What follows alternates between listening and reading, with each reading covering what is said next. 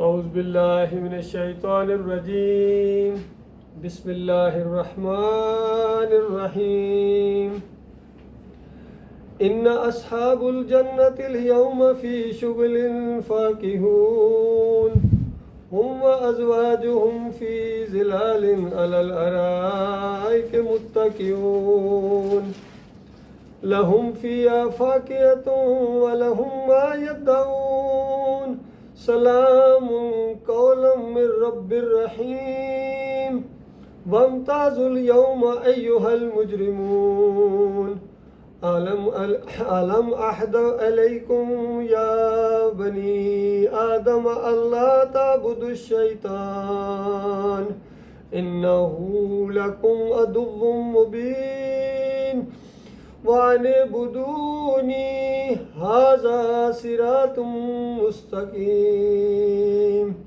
ولقد أضل منكم جبلا كثيرا أفلم تكونوا تعقلون هذه جهنم التي كنتم توعدون۔ یہ سورہ یاسین کا ایک مضمون ہے۔ عام طور پر یہ سب سے زیادہ پڑھی جانے والی سورہ ہے، علیحدہ بھی اس کو پرنٹ کرایا جاتا ہے، لوگ گھروں میں رکھتے ہیں، لیکن بہت کم لوگ ہیں جو اس کے مضمون کے اوپر غور کرتے ہیں۔ اس سورہ کے اندر ایک بستی کا ذکر کیا گیا ہے اور مکہ کے لوگوں کو بتایا گیا کہ آج جس طرح تمہارا ایک گاؤں ہے، یہاں یہ دعوت اٹھی ہوئی ہے، پہلے دور کے اندر تاریخ کے اندر اسی طرح کا ایک واقعہ پیش آیا تھا۔ اللہ نے اس گاؤں کا نام نہیں لیا، نہ کسی رسول کا نام لیا، کیونکہ اللہ کی کتاب ایسی کتاب ہے کہ بال برابر کوئی چیز اس میں فالتو نہیں ہے اور بال برابر کوئی چیز اس میں کمی نہیں ہے۔ جو چیز ضرورت کی چیز ہے، جو کہنے کی چیز ہے، مالک صرف وہی بات بیان کرتا ہے۔ جس طرح اصحاب کہف کا واقعہ بیان کیا تو خود کہا مالک نے تعداد کو مت چھیڑو کہ 6 تھے یا 7 سے، اس سے کیا فرق پڑتا ہے؟ مسئلہ یہ ہے کہ وہ کیا بات کہتے تھے، کس بات سے وہ وہاں اپنے علاقے کو چھوڑ کے غاروں میں جا کے انہوں نے پناہ لی تھی۔ یہ مسئلہ، اصل مسئلہ یہ ہے۔ اور یہاں بھی بتایا گیا کہ دیکھو ایک بستی تھی، ایک قریہ تھا، اس کے اندر اللہ تعالیٰ نے ایک نبی کو بھیجا ایک دعوت کے ساتھ، جس طرح آج مکہ والوں تمہارے سامنے یہ دعوت اٹھی ہوئی ہے، پہلے بھی اسی طرح ہوا تھا۔ اور قوم نہیں مانی ہے تو اللہ تعالیٰ نے دوسرے کو نبی بنایا، اس نے تقویت کی، پہنچائی، اور دونوں رسول دعوت دے رہے تھے، قوم پھر بھی نہیں مان رہی ہے۔ مالک کی بات میں کوئی تبدیلی نہیں آئی ہے۔ تم ہمارے نبی سے یہ مطالبہ کرتے ہو کہ اس کے اندر کوئی تھوڑی بہت تبدیلی کر دو تاکہ تم تھوڑے سے خوش ہو جاؤ، تو یہ بات اس کی اپنی تو نہیں ہے، اور یہ بات تو اللہ رب العالمین کی ہے۔ تمہیں اللہ رب العالمین کے پیچھے چلنا ہے، وہ تمہارا خالق ہے، مالک ہے۔ اور اللہ اگر انسانوں کے پیچھے چلنا شروع کر دے، ان کو خوش کرنے کے لیے گھما، پھر اللہ سسٹم ختم ہو جاتا ہے سارا، پھر فرمایا زمین اور آسمان ٹکرا جائیں آپس میں۔ اس لیے سمجھنے کی کوشش کرو۔ 2 رسول آئے، بات نہیں مانی جا رہی ہے، اللہ نے تیسرے کو رسول بنایا۔ آج عام طور پر کبھی کبھی پوچھتے ہیں کہ کتنی تعداد ہے، کتنا عرصہ ہو گیا آپ کو دعوت دیتے ہو، کتنے لوگ آپ کو ملے ہیں؟ جن کو میں کہتا ہوں قرآن پڑھا ہے، سورہ یاسین پڑھی ہے، سورہ یاسین کے اندر تمہاری اس بات کا جواب ہے۔ 3 پیغمبر آئے ہیں بستی کے اندر اور ایک ہی دعوت دے رہے ہیں، اور پوری کی پوری بستی ہے وہ انکاری بنی ہوئی ہے، دشمنی پر اتر آئی ہے۔ صرف ایک بندہ ہے جس کو اللہ تعالیٰ نے توفیق دی ہے، اور اس نے بات جب سنی ہے تو اس طرح دوڑتا ہوا آیا ہے جب اس تک یہ خبر پہنچی کہ آج قوم بہت زیادہ فیصلہ کن انداز اختیار کر رہی ہے، اور بالکل قوم نے گویا اعلان کر دیا کہ آج نہیں چھوڑیں گے ان کو۔ تو اس طرح دوڑ پڑا ہے کہ کہیں ایسا نہ ہو جائے کہ میرے پہنچنے سے پہلے ہی کہیں پیغمبروں کو یہ مار نہ دے قوم، اس طرح۔ اور پھر جب قریب آیا ہے تو دور سے پکار کر اس نے کہا ہے، میری قوم کے لوگوں دیکھو ان پیغمبروں کے پیچھے چلو، اور ان کے حق پر ہونے کی دلیل یہ ہے کہ پہلی بات تو یہ ہے کہ تم سے اجرت نہیں مانگتے، یہ پیسہ نہیں مانگتے ہیں، مال نہیں مانگتے ہیں، تمہارے مال کے اوپر ان کی نظر نہیں ہے، ان کی نظر تمہارے ایمان کے اوپر ہے، یہ تمہاری ایمان کی خیر خواہی کر رہے ہیں، ہدایت یافتہ ہیں، بالکل سیدھی سادہ بات کہتے ہیں۔ اور اسی بات کو اس نے اپنے الفاظ میں دہرایا کہ میں کیوں نہ ان کی یہ بات مانوں، آخر کیا مسئلہ کیا ہے، کتنی سادہ بات ہے۔ کہ اپنے رب کی بندگی کرو. اور میں کیوں نہ اس رب کی بندگی کروں جس نے مجھے پیدا کیا ہے، اور پیدا کرنے کے بعد اس نے یوں ہی نہیں چھوڑ دیا ہے، زندگی گزارنے کا پورا موقع دیا. مرنا بھی ہے، تم سارے جانتے ہو مرنا بھی ہے، اور مرنے کے بعد کہاں جانا ہے؟ مرنے کے بعد بھی اسی کے پاس جانا ہے، وہ فیصلہ کرے گا. اور یہ جو تمہیں یعنی بات بتائی جا رہی ہے کہ جنت اور جہنم، وہاں اللہ تعالیٰ پکڑے گا، کوئی تمہیں چھڑانے والا نہیں ہوگا. یہی تو دعوت، اور کیا دعوت ہے کہ تم نے اور بنائے ہیں معبود کہ یہ چھڑا لیں گے، یہ کرنے والی سرکار ہے، یہ داتا ہے، یہ دستگیر ہے، یہ مشکل کشا ہے، مشکلیں حل کر دیتے ہیں. تم نے بنائے ہیں، تمہارے باپ دادا نے گڑے ہیں. اور بالفرض سوچو ذرا، کیونکہ پیغمبر یہ دعوت دے رہے ہیں کہ وہاں تم پکڑے جاؤ گے اور تمہیں کوئی چھڑانے والا نہیں ہوگا. تو اس وقت بتاؤ تم میری مدد کرو گے؟ کون مجھے بچائے گا اس وقت؟ تو میں کیوں نہ اپنے مالک اور خالق کے اوپر ایمان لاؤں؟ وہ مالک جو رحم کرنے والا ہے، الرحمن ہے، الرحیم ہے. اور ایک بات ذرا کان کھول کر سن لو، اس طرح اعلان کر دیا اس نے فوراً بیچ میں موقع پا کے کہ کیونکہ ایسا لگتا ہے کہ کہیں میں یہ بات کہنے سے پہلے ہی نہ مجھے مار دیں. اس نے کہا ذرا کان کھول کے یہ بات سنو، میں تمہارے رب کے اوپر ایمان لے آیا. میں یہ بھی کہہ سکتا تھا میں اپنے رب کے اوپر ایمان لایا ہوں، اس نے کہا میں تمہارے رب کے اوپر ایمان لایا ہوں. یہ حکیمانہ انداز ہے. اور اللہ تعالیٰ نے اس شان کے ساتھ اس کو بیان کیا ہے کہ لوگوں تم اپنے رب سے دور ہو، تم اپنے رب کی تعریف نہیں سننا چاہ رہے ہو، تم اپنے رب کے انکاری بنے ہوئے ہو. تو اس طرح قوم نے جھپٹ کر اس کو کس انداز سے مارا ہوگا، مار دیا. اور اللہ کی رحمت جوش میں آئی. مالک فرماتا ہے قیل ادخل الجنہ، جنت کے اندر داخل ہو جا. اب جنت میں پہنچ گیا. اندازہ لگائیے، نہ ابھی وضو کیا ہے، نہ نماز روزہ حج، اس کی نوبت ہی ابھی نہیں آئی. ایمان کا یہ جوش ہے. تو یہ اصل میں بتایا جا رہا ہے کہ اصل چیز جو مالک کو مطلوب ہے وہ ایمان کا تمہارا جوش ہے. اس طرح اپنے مالک کی دعوت اٹھی ہوئی ہے، اس طرح آگے بڑھ کر، اور بالکل پرواہ نہ کرو. ذرا برابر زیادہ زیادہ کیا ہو سکتا ہے، کوئی مار دے گا، یہی ہوتا ہے. وہ مار دے گا تو گویا تمہاری لاٹری نکل آئی، کیونکہ یہ بظاہر یہ زندگی ختم ہو گئی ہے، لیکن یہ جو شہادت کا معاملہ ہے یہ گویا ایسی موت ہے کہ گویا موت کو موت دے دی گئی ہے. یہاں جو بظاہر ایک موت ہوتی ہے، عام طور پر مرنے کے بعد کہتے ہیں کہ بندہ ختم ہو گیا، اور یہ ایسی موت ہے جو ایمان کے راستے میں آتی ہے، گویا موت کے بعد زندگی شروع ہو گئی ہے. اس انداز اس موت نے تمہیں زندگی دے دی ہے. اور وہاں پہنچنے کے بعد وہ اتنا خیر خواہ، چونکہ مومن خیر خواہ ہوتا ہے اپنی قوم کا، وہ کوئی شرارتی نہیں ہوتا ہے، وہ انتشاری نہیں ہوتا ہے، وہ باغی نہیں ہوتا ہے، وہ خیر خواہ ہوتا ہے. اس کی خیر خواہی وہاں جنت میں پہنچنے کے بعد بھی کہتا ہے یا لیت قومی یعلمون بما غفر لی ربی، کاش میری قوم کو پتہ چل جائے. دیکھو یہ انداز دیکھیے، اس کو پتہ ہے میں اب قوم کو جا کے نہیں بتا سکتا ہوں، وہ تو جنت میں چلا گیا ہے. میں دنیا میں جا کے اپنی قوم کو نہیں بتا سکتا ہوں میرے ساتھ کیا معاملہ ہو. کاش میری قوم کو پتہ چل جائے کسی طریقے سے. بما غفر لی ربی، کہ میرے مالک نے مجھے معاف کر دیا. وجعلنی من المکرمین، اور عام شہداء نہیں بلکہ بڑے اونچے درجے کے شہداء کے اندر مجھے مالک نے وہاں شامل کر دیا ہے. تو اللہ کے بندو، مالک چونکہ بہت مہربان ہے، مالک نے اس کا یہ قول قرآن کے اندر نقل کر کے قیامت تک کے لیے بتا دیا کہ دیکھو یہ ایمان کا معاملہ، اس طرح کا ایمان مالک کو مطلوب ہے. واقعی جو اس حد تک معاملہ چلا جائے، دائی کو پریشان کیا جا رہا ہے، دائی کو قتل کی دھمکیاں دی جا رہی ہیں، اور مومن اپنے گھروں میں بیٹھے ہیں، ان کو کوئی پرواہ نہ ہو ایمان کی، تو یہ ایمان پھر اللہ کا ایمان نہیں ہے. مالک کو اس طرح کا ایمان مطلوب ہے. کبھی مالک رجل المومن کا ذکر انداز سے کرتا ہے سورہ المومن کے اندر، کبھی ابراہیم علیہ السلام کا ذکر مالک اس انداز سے کرتے ہیں. ان کو جو مرد کہتے ہیں کہ جو مرد ہے، اس طرح ایمان کی حمایت میں آگے بڑھتے ہیں. اور اللہ کے دین کو غلبہ انہی نوجوانوں کے ذریعے ملا. ہر دور کے اندر یقین کیجیے. موسیٰ علیہ السلام کے بارے میں فرمایا کہ کوئی آدمی وہاں بڑوں میں سے ایمان نہیں لایا موسیٰ علیہ السلام کے اوپر الا ذریۃ من قومہ. وہ جو نوجوان تھے، اللہ نوجوان اٹھے ہیں، انہوں کا گرم و سیال خون تھا، ان کے ایمان کے اندر جوش آیا. اس نے کہا دیکھ لیں گے فرعون کو. فرعون جیسے کے سامنے کھڑے ہو گئے، موسیٰ علیہ السلام کا ساتھ دیا ہے. تو یہ ساتھ دینا، ایمان کا ساتھ دینا، اس دعوت کا ساتھ دینا، یہ بہت ضروری ہے. جب تک یہ ساتھ نہیں دیا جائے گا، کوئی اکیلا بندہ کوئی تبدیلی نہیں لا سکتا ہے. دین کا غلبہ ہوگا جب حمایتی اٹھیں گے. نبی علیہ السلام کے ساتھ جب حمایتی اٹھے ہیں، جتنے بھی تھے، بہت کم لوگ تھے جو 20-25 سال سے زیادہ کوئی ہو، اکا دکا آدمی ہو، لیکن عام طور پر نوجوان تھے جنہوں نے اس دعوت کا ساتھ دیا ہے.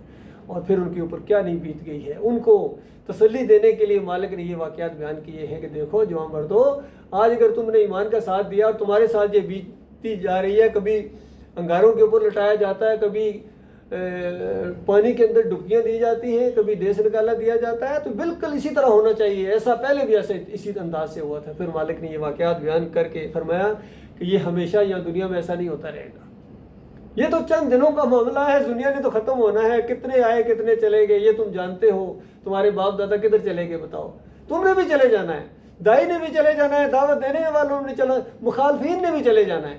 دوسری جگہ فرمایا انکا میتون وانہم میتون، اے نبی تم نے بھی مرنا ہے، ان سب نے مرنا ہے، اور میرے سامنے سب نے آنا ہے، وہاں میں فیصلہ کروں گا۔ کیا یہ دنیا تو فیصلے کی جگہ نہیں ہے، تو وہاں معاملہ ہوگا۔ تو وہاں کا ذکر، وہاں کی منظر کشی اللہ تعالیٰ نے ان آیتوں کے اندر کی ہے۔ فرمایا ایک طرف وہ ہوں گے جن کو آج مارا پیٹا جا رہا ہے اور ان کی کوئی بظاہر دنیاوی لحاظ سے کوئی عزت نہیں محسوس نہیں ہوتی ہے، بلکہ بڑی بےزتی سی محسوس ہو رہی ہے جو ان کے ساتھ، لیکن مالک فرماتا ہے ان کے اوپر ایک وقت آئے گا ان اصحاب الجنت الیوم فی شغل فاکہون، جنت کے اندر، جنت کی بہاروں کے اندر ہوں گے اور اس کے اندر دلچسپیوں کے اندر لطف اندوز ہو رہے ہوں گے، وہ ہم وازواجہم، ان کی بیویاں بھی وہاں ہوں گی، ایک تو یہ دنیاوی بیویاں ہوں گی، وہاں بھی اللہ تعالیٰ کثرت کے ساتھ ان کو بیویاں دے گا، اور وہاں گنے سایوں کے اندر مسندوں کے اوپر تکیے لگائے بیٹھے ہوں گے، اس طرح بادشاہوں کی طرح آمنے سامنے، بالکل جس طرح بھی آپ آمنے سامنے یہاں دنیا میں بیٹھے ہو، اس سے کئی زیادہ اونچے درجات کے ساتھ انشاءاللہ جنت میں وہاں یہ بیٹھے ہوں گے، یہی دعوت وہاں لے کے جائے گی آپ کو، یہ بات آپ کو وہاں لے کے جائے گی، اور یہ بات نہ مانی پھر آگے دوسروں کا ذکر آ رہا، پھر اس ان کے ساتھ ہونا پڑے گا۔ تو فرمایا اس انداز سے بیٹھیں گے، لہم فی فاکہۃ ولہم ما یدعون، ان کے لیے کثرت کے ساتھ وہاں پھل ہوں گے، میوے ہوں گے، کثرت کے ساتھ ہوں گے، اور جو کچھ وہ چیز طلب کر رہے ہوں گے وہ ان کو دی جا رہی، شانہ انداز سے جو مانگیں گے، جو دل کے اندر خیال آئے گا وہ اللہ تعالیٰ ان کو دے دے گا، پکے ہوئے پھل، ہر موسم کے پھل، ہر وقت قسم قسم کے۔ یہاں دنیا میں دیکھو کتنی ناگواریاں ہوتی ہیں، وہاں یہ ساری ناگواریاں ختم ہو جائیں گی، اپنی پریشانیوں کو ہر انسان جانتا ہے، اگر ذرا غور کرو کہ کوئی ایسی جگہ ہو، ایک وقت آ جائے کہ آپ کی ساری پریشانیاں ختم ہو جائیں، تو بتاؤ وہ زندگی کیسی ہوگی اللہ کے بندوں۔ فرمایا سلام قول من رب الرحیم، رب رحیم کی طرف سے، رحم کرنے والے مالک کی طرف سے پیغامات آئیں گے، فرشتوں کے ذریعے آئیں گے، اس انداز سے تحفے آئیں گے، سلام کے پیغامات آئیں گے، اور ایک اعلان کیا جائے گا اس دن وامتازوا اليوم ایھا المجرمون، مجرموں آج علیحدہ ہو جاؤ۔ دنیا میں سارے اکٹھے تھے، مجرموں کو علیحدہ کیا جا رہا ہے، مجرموں علیحدہ ہو جاؤ، تمہاری خبر لینے کے لیے وقت آ گیا ہے۔ اور اس وقت کہا جائے گا کیا تمہیں عالم عہد علیکم یا بنی آدم، اے آدم کے بچوں، کیا میں نے تم سے نہیں کہا تھا اللہ تعبدوا الشیطان، شیطان کی بندگی نہ کرنا، کیا میں نے کہا نہیں تھا؟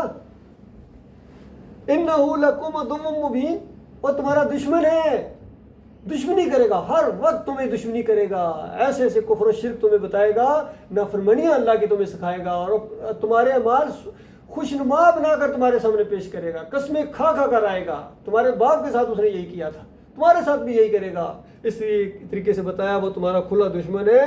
وَأَنِعْبُدُونِي، اور میری ہی بندگی کرنا، عہد و پیمان بھی لیے گئے تھے وہاں عہد لست کے اندر، وہاں کہ کیا میں تمہارا اکیلا معبود نہیں ہوں؟ سارے انسانوں نے کہا تھا یا اللہ تو ہمارا اکیلا معبود ہے، تیرے علاوہ کوئی معبود نہیں ہے۔ اسی عہد کو یاد دلانے کے لیے انبیاء آتے رہے، اور یہاں اسی چیز کو بتایا گیا کہ کیا تمہیں کسی نے نہیں بتایا تھا کہ انعبدونی، اور میری ہی بندگی کرنا، ھذا صراط مستقیم، یہ سیدھا راستہ ہے، یہ سیدھا راستہ ہے۔ ہر صلاۃ کے اندر سورہ فاتحہ کے اندر یہ آیت بار بار دہرائی جاتی ہے، ایاک نعبد و ایاک نستعین، عہد و پیمان کرنے کے بعد کہ مالک تیرے بندے تجھ سے مدد مانگتے ہیں، تیری بندگی کرتے رہیں گے، تجھ سے مدد مانگتے رہیں گے، اور اس کے بعد اہدنا الصراط المستقیم، اہدنا الصراط المستقیم، یا اللہ صراط مستقیم دکھا دے، یا اللہ صراط مستقیم دکھا دے، کھول کھول کے اللہ تعالیٰ نے بیان کیا صراط مستقیم کیا چیز، سیدھا راستہ، انبیاء کا راستہ، صدیقین کا راستہ، شہداء کا راستہ، صالحین کا راستہ، آدم علیہ السلام کا راستہ، نوح علیہ السلام کا راستہ، 950 سال دعوت دیتے رہے اللہ کے بندو، ابھی تو تمہیں 9 سال بھی نہیں ہوئے، یہاں وہاں بتایا گیا نبی علیہ السلام کے ذریعے صحابہ کو، ابھی تو 9 سال بھی نہیں ہوئے، 950 سال صبح شام کی دعوت تھی، نوح علیہ السلام، یہ ہے انبیاء کا راستہ۔ پھر ابراہیم علیہ السلام کا راستہ بتایا، پھر اسماعیل علیہ السلام کی فرم برداری کا ذکر بتایا، پھر موسیٰ علیہ السلام کی قوم کا ذکر بتایا، جس قوم کے اندر جہاں بھی جس علاقے میں جس نبی کی دعوت اٹھی ہے، انعبدوا اللہ واجتنبوا الطاغوت، اللہ کی بندگی کرو، ان طاغوتوں کو اس کا رد کرو، کفر کرو، ان کو اپنا امام مانتے ہو، اللہ کا راستہ روکنے والوں کو، اور سمجھتے ہو کہ اللہ تم سے خوش ہوگا۔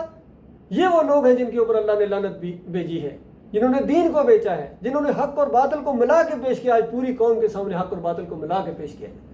اس کی ایک مثال میں دوں گا، ہمیشہ دیتا ہوں اور ہمیشہ دیتا رہوں گا، حق اور باطل کو کس طرح ملایا جاتا ہے۔ تفسیر شبیر احمد عثمانی پڑھو، اسی آیت ایاک نعبد و ایاک نستعین کتنی سادہ آیت ہے، کیوں سمجھ میں نہیں آتی ہے؟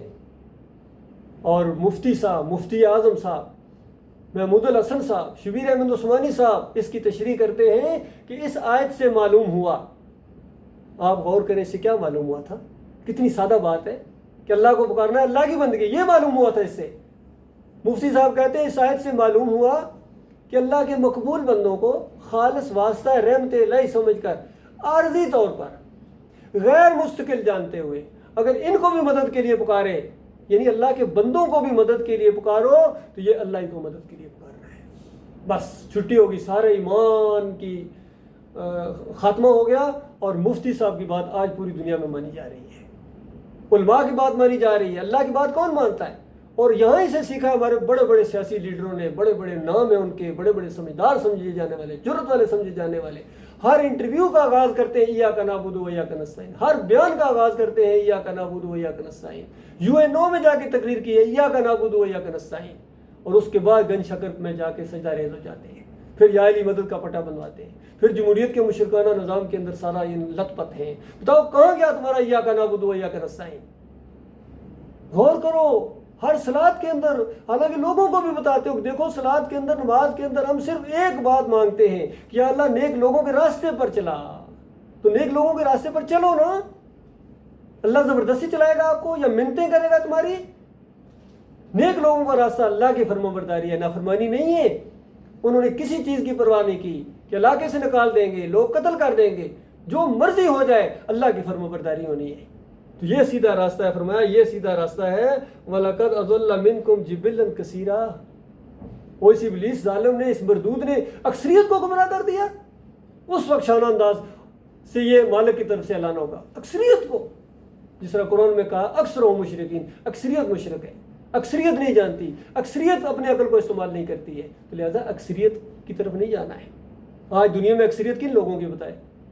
کوئی سلیب کو پوج رہا ہے، کوئی گھوڑے کو پوج رہا ہے، کوئی عیسیٰ علیہ السلام کو اللہ کا بیٹا مانتا ہے، کوئی عزیر علیہ السلام کو اللہ کا بیٹا مانتا ہے، کوئی نبی علیہ السلام کو اللہ کی ذات کا ٹکڑا مانتا ہے۔ اکثریت تو یہ کہہ رہی ہے، کوئی پکارے لگا رہا ہے یا علی مدد، یا رسول مدد، کوئی امام زامن باندھے ہوئے، کوئی تعویذ باندھے ہوئے، کوئی گھوڑے کو پوجا کر رہا ہے، کوئی 11ویں شریف کھا کے آیا، کوئی 12ویں شریف دینے جا رہا ہے۔ بتاؤ، تو یہ اکثریت تو یہ کر رہی ہے، وہ دماغ نہیں کام کرتا۔ اس لیے مالک نے وہاں اس انداز سے فرمایا افلم تکونوا تعقلون، اور دماغ نہیں کام کرتا تھا کہ بندوں کی بندگی کرتے ہوئے تم سمجھتے تو اللہ کی بندگی ہو رہی ہے۔ کہیں فرمایا فحسب الذین کفروا یتخذوا عبادی من دونی اولیاء، وہ کافروں نے گمان کیا مجھے چھوڑ کر میرے بندوں کو یعنی جو میرے بندے تھے ان کی یہ بندگی کرنا شروع کر دیں گے، ان کو پکاریں، ان کو داتا، دستگیر، مشکل کشا، حاجت روا کہیں، نظر و نیازیں کریں، مدد کے لیے پکاریں۔ کہتے ہیں اس سے کچھ فرق نہیں پڑتا ہے۔ مالک فرماتا ہے انا اعتدنا جہنم للکافرین نزلا، میں نے جہنم بنائی ایسے کافروں کے لیے۔ بتاؤ آپ کیا کرو گے؟ اب وہ منظر مالک وہاں پیش کرے جو ہونے والا ہے، جو آج دنیا میں تمہیں بتایا جا رہا ہے۔ وہ دماغ نہیں کام کرتا تھا، ہذہ جہنم التی کنتم توعدون، یہ ہے وہ جہنم جس کا تم سے وعدہ کیا جاتا تھا کہ اس جہنم کے اندر تمہیں جانا پڑے گا، ہمیشہ کی آگ کے اندر بیڑیاں پڑی ہوئی ہوں گی۔ اگر ایمان نہیں لاؤ گے، توحید کو نہیں اپناؤ گے، شرک نہیں چھوڑو گے، مسلکوں کو، فرقوں کو نہیں چھوڑو گے، ان کافروں اور مشرکوں کو اپنا امام بناتے رہو گے۔ کس فخر کے ساتھ کہتے ہیں، ان کا شرک کبھی بیان کرتے ہیں، اور پھر علی انجینئر صاحب کہتے ہیں میں ان کے پیچھے نمازیں پڑھتا ہوں۔ تو بتاؤ ان کے پیچھے نمازیں پڑھتا ہوں تو پھر تمہارا اللہ کے ساتھ کیا تعلق ہے؟ پھر اللہ کی کتاب تو ان کو امام تو کیا یہ مقتدی بننے کے لائق نہیں، اللہ کی کتاب کے مطابق دیکھا جائے تو۔ اس لیے وہ جو قرآن کا ایمان ہے، قرآن کا اسلام ہے، قرآن و حدیث کا اسلام ہے، وہ بالکل اور ہے۔ اور ان باباؤں کا، ان مسلکوں کا، فرقوں کا، ان جمہوریت والوں کا، ان کا اسلام بالکل اور ہے۔ اب آپ کو اختیار ہے، چاہے اللہ کا دین اختیار کرو، ایمان خالص اختیار کرو، اور شرک اور کفر کو چھوڑو، یا انہی کے ساتھ لگے رہو، چمٹے رہو، اور ہمیشہ کے لیے ان کے ساتھ آگ میں اتر جاؤ۔ یہ آپ کو اختیار ہے، اس میں مالک نہ زبردستی نہیں کرے گا۔ دونوں راستے آپ کے سامنے آ گئے ہیں، ایک انبیاء کا راستہ ہے اور ایک ان کافروں مشرکوں کا راستہ ہے، شیطان کا راستہ ہے۔ اللہ کا راستہ صراط مستقیم بالکل صاف سادہ ہے۔ نبی علیہ السلام نے ایک موقع پر بالکل لائن لگائی اور کہا یہ سیدھا راستہ ہے جو اللہ تک جاتا ہے، اور پھر دائیں بائیں لائنیں لگائی چھوٹی موٹی آگے پیچھے، کہا یہ ساری پگڈنڈیاں ہیں، یہ سارے شیطان کے راستے ہیں۔ اللہ تعالیٰ غور و فکر کرنے کی اور اس کے بہترین پہلو کے اوپر عمل کرنے کی توفیق عطا فرمائے۔